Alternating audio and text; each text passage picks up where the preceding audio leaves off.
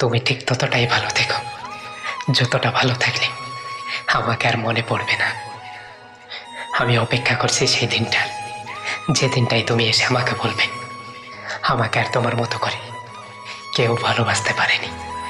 পুরুষ তার বাবার কবরে মাটি দিয়ে আসার পরও শান্ত রয়, আর এক নারী জাত যার জন্য পুরুষকেও কাঁদতে হয়, যেটা তোমার কাছে অবহেলা সেটা অন্যের কাছে দরকারি, হোক সেটা ভাত কিংবা প্রেম।